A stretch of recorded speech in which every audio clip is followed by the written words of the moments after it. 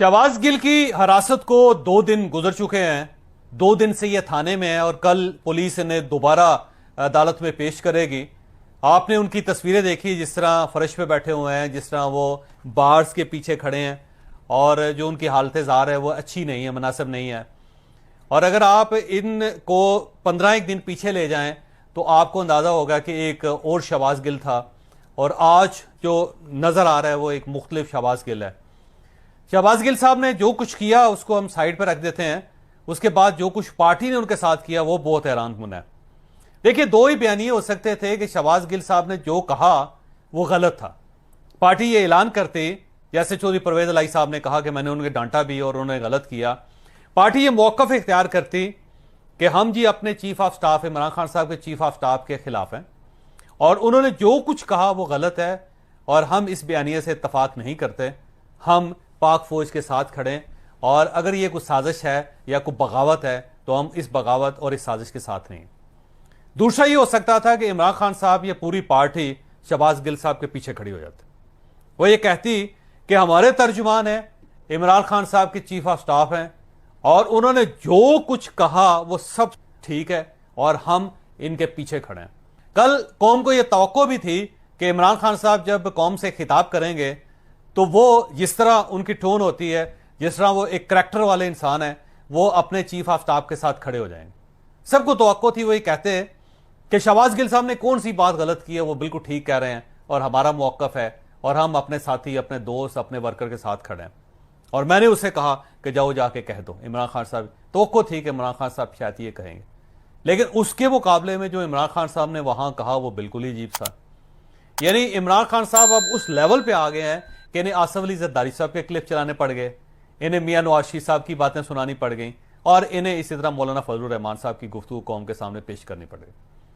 जबकि ये तो अकेले ही काफी होते थे, इनको तो किसी हवाले की जरूरत ही नहीं थी और कौम वैसे ही इनके ऊपर ट्रस्ट करती है जैसे इनका क्लेम है। तो मेरा ख्याल ये था कि इन्हें जब इस किस्म के क्लिप्स इन्होंने चला दिए तो इसका मतलब ये हुआ कि आपने अपनी कमजोरी का ऐलान कर दिया। आपने मान लिया कि जो कुछ हमने किया है तो उसको इसी तरह लिया जाए जिस तरह पहले आसिफ अली जरदारी साहब ने किया, जिस तरह मियां नवाज शरीफ साहब ने किया।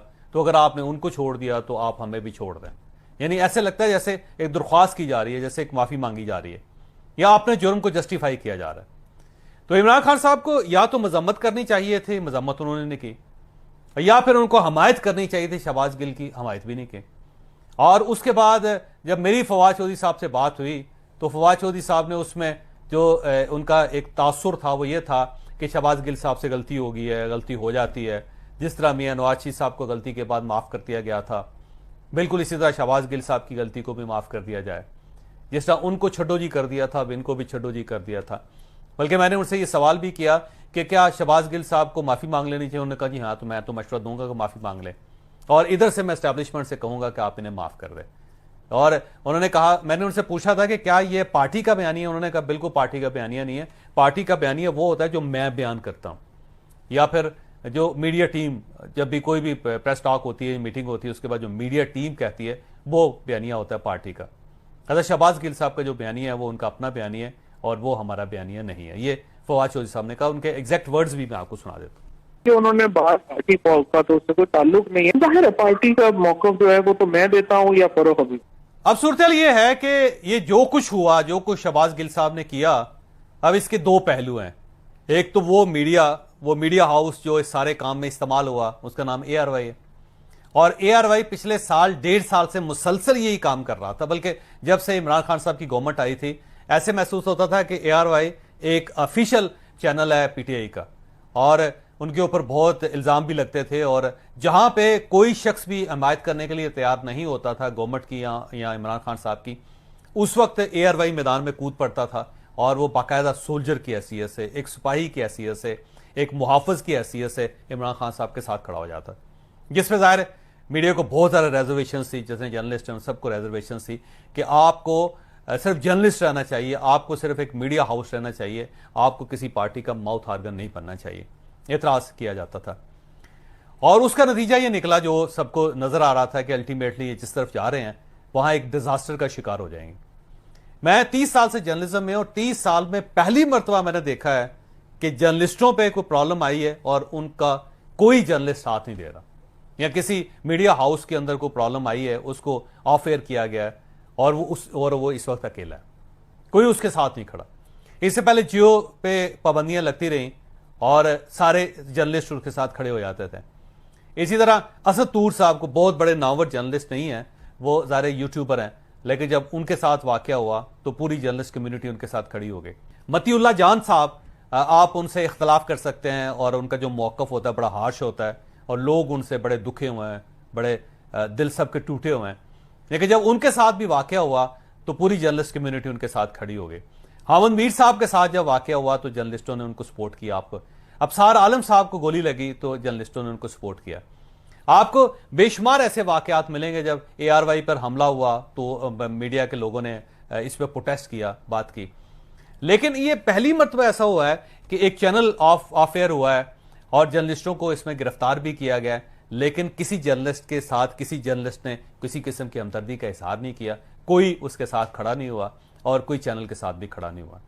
अरशद शरीफ साहब मेरे पुराने दोस्त हैं, कोलीग भी हैं और मैं उनकी बड़ा एहतराम करता हूं उनका। आप उनसे इख्तलाफ कर सकते हैं, लेकिन जहां तक जर्नलिज्म का ताल्लुक है तो जर्नलिस्ट तो हैं वो। लेकिन जिस तरह वो यहां से मुल्क से फरार हुए वो बड़ी हैरानकुन बात थी, क्योंकि मैं जब उनकी बात सुनता होता था तो ऐसे महसूस होता था कि ये आखिरी सिपाही होगा जो मुल्क के लिए जान देगा। उससे पहले हो सकता है सारे हम सब फारिग हो जाए 22 करोड़, लेकिन ये आखिरी वक्त तक लड़ते रहेंगे, या हम सब भाग सकते हैं लेकिन अरशद शरीफ साहब अपने मोर्चे में डटे रहेंगे। लेकिन वो पहले दिन ही जब उनके खिलाफ केस हुआ तो यहां से वो पेशावर तशरीफ ले गए और वहां पे चीफ मिनिस्टर हाउस में उनको रखा गया और चीफ मिनिस्टर की गाड़ी पे उमर गुल साहब के एक नाम के प्रोटोकॉल ऑफिसर उनको एयरपोर्ट पे लेके गए और उनको दुबई भिजवा दिया और वो दुबई चले गए। जबकि वो तो ये कहते थे कि मैं मालिक हूं और हम मालिक हैं, वो ये कहते थे, क्लेम करते होते। तो आप उनकी पुरानी ट्वीट्स देखें, आप उनकी पुरानी गुफ्तगू से सुने और ऐसे महसूस होता था कि वो हारने वाले, डरने वाले, भागने वाले नहीं हैं। लेकिन पहले दिन ही जो उनका रिएक्शन था वो हैरानकुन था। इसी तरह अमाद यूसुफ साहब जो डायरेक्टर न्यूज़ हैं ARY के, और उनके साथ वो ज़ाहिर उनको भी गिरफ्तार कर लिया गया, वो भी हिरासत में है और वो अब खासे सच बोल रहे हैं और बड़ी तेज़ी से। और जब उनका मौक़िफ़ सामने आएगा तो आप हैरान रह जाएंगे कि अमाद यूसुफ साहब का तो बड़ा नाम था और बड़े नर्व्स इनके स्ट्रांग थे और ये चलते चलते शख्स को ऑफ एयर करके वहाँ से फारिग कर दिया करते थे। तो आज जो एक ही दिन के अंदर जिस तरह वो ब्रेक हुए हैं वो बहुत ही हैरानकुन चीज़ है। सुलेमान इकबाल साहब जो इस चैनल के मालिक हैं और जो ये कहते थे कि हम तो जहाद कर रहे हैं, अब उनका कमाल आप देखिए कि दुबई में होते थे और 2 महीने पहले जब उनको महसूस हुआ कि हालात खराबी की तरफ जा रहे हैं और अल्टीमेटली मैं पकड़ा जाऊंगा, तो एक तो उन्होंने पाकिस्तान आने से इनकार कर दिया। एक मरतबा डायलॉग हुआ था, उन्होंने दरमियान में एक शख्स को डाल के फौज के साथ, एस्टैब्लिशमेंट के साथ, मैं सीधी आपको बात करता हूँ, उन्होंने राब्ता किया, लेकिन वो खुद तशरीफ नहीं लाए, उन्होंने अपने वालिद को भेजा था। हाजी इकबाल साहब आए थे और वो GHQ में उनकी मुलाकातें हुई थी। उन्होंने अपनी तरफ से मदद करने की कोशिश की, उन्होंने कहा जी हमें कोई रास्ता दें, लेकिन उन्होंने कहा जी रास्ता तो आपने खुद दरियाफ्त करना है और वो रास्ता दरियाफ्त नहीं कर सके।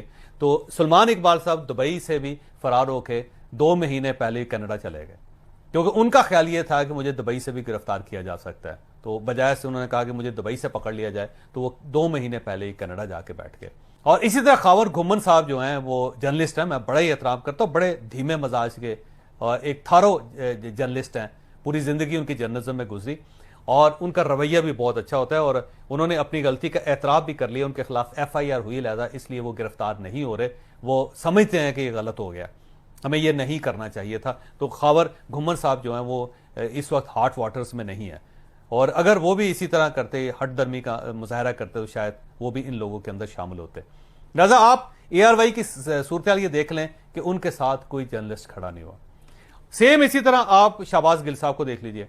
शहबाज गिल साहब जब कल अदालत में पेश किए गए तो PTI का एक भी वर्कर उनके साथ नहीं था। आप अफसोसनाक सूरत देखिए कि वो PTI या वो लोग जो शहबाज गिल साहब की मर्जी से इमरान खान साहब से मिलते होते थे और उन्होंने इमरान खान साहब के साथ कितना टाइम गुजारना इसका फैसला शहबाज गिल साहब करते थे। और शहबाज गिल साहब गेट पे लिखवाते थे कि किस शख्स को बनी गाला में दाखिल होने की इजाजत है और किस शख्स को बनी गाला में नहीं आने देना, ये फैसला करते थे। और एक ही दिन के बाद सूरत ये थी कि पार्टी का कोई सेनेटर, कोई MNA, कोई MPA, कोई लीडर उनके साथ नहीं खड़ा। कम से कम अदालत ही चले जाते उनके साथ। पीटीआई जो है वो जाहिर है बड़ी जमात है, जो इमरान खान साहब ने कल क्लेम किया कि पाकिस्तान की सबसे बड़ी जमात है, तो उस जमात के कुछ 2, 4, 10 दर्जन लोग तो शहबाज गिल साहब के साथ खड़े होते, लेकिन ना अदालत में कोई था, ना थाने में कोई शख्स गया, और ना ही जब उनको अदालत में पेश किया जा रहा था तो कचहरी के अंदर थे कोई लोग। और अब वक्त गुजरने के साथ साथ जो मेन लोग हैं पार्टी के, वो डिस्टेंस पैदा करते जा रहे हैं, उनसे दूर होते जा रहे हैं। फवाद चौधरी साहब ने कह दिया कि उनका जाती मौक़िफ़ था, पार्टी का इसके साथ कोई ताल्लुक नहीं, हमारा बयानिया मुख्तलिफ है। इमरान खान साहब ने 45 मिनट लंबी तकरीर की, लेकिन वो अपने चीफ ऑफ स्टाफ के साथ खड़े नहीं हुए। तो अब इससे क्या सीखने वाली बात है? इससे बात सीखने वाली ये है कि जब आप रेड लाइन क्रॉस करते हैं तो फिर पार्टी भी आपका साथ नहीं देती, आप अकेले रह जाते हैं। और सेम इसी तरह जर्नलिस्टों के लिए, मीडिया पर्सन्स के लिए भी एक लेसन है कि जब आप भी लाइन क्रॉस करते हैं तो फिर उसके बाद आपको चीफ मिनिस्टर की गाड़ी में बैठ के भागना पड़ता है, फिर आपको माफ़ी मांगनी पड़ती है, फिर आपको माजरतनामे करने पड़ते हैं, फिर आपको कनाडा जाके पनाह लेनी पड़ जाती है। लिहाजा बेहतर यह है कि आप अपनी लिमिटेशंस को ज़हन में रखें। सच जरूर बोलना चाहिए, लेकिन सच का सच होना भी बहुत ज़रूरी है। आप जब मलाइन करेंगे इदारों को, लोगों को, और आपके पास हकायक नहीं होंगे और आपके असाब भी इतने मजबूत नहीं होंगे और आपका मौक़िफ़ भी कमज़ोर होगा, तो फिर क्या होगा? या आप किसी और की गेम जब करेंगे, उनके खिलाड़ी बन जाएंगे, किराए के खिलाड़ी बन जाएंगे, तो क्या बने? फिर यही होगा जो अल्टीमेटली जिसका खमियाजा भुगत रहे हैं। लिहाजा मेरी मीडिया के लोगों से और साथ पॉलिटिकल वर्कर्स से भी एक दरख्वास्त है कि आप पॉलिटिक्स जरूर करें, आप जर्नलिज्म जरूर करें, करनी चाहिए, हमारा फ़र्ज़ है, और हम इसी चीज़ के पैसे लेते हैं, हमें अपनी रोज़ी हलाल करनी चाहिए।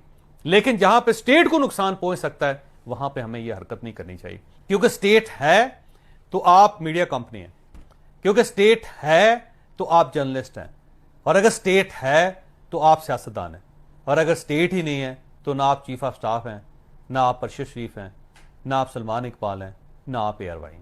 लिहाजा स्टेट सबसे ज्यादा सुप्रीम है, इसको कायम रखना हम सबका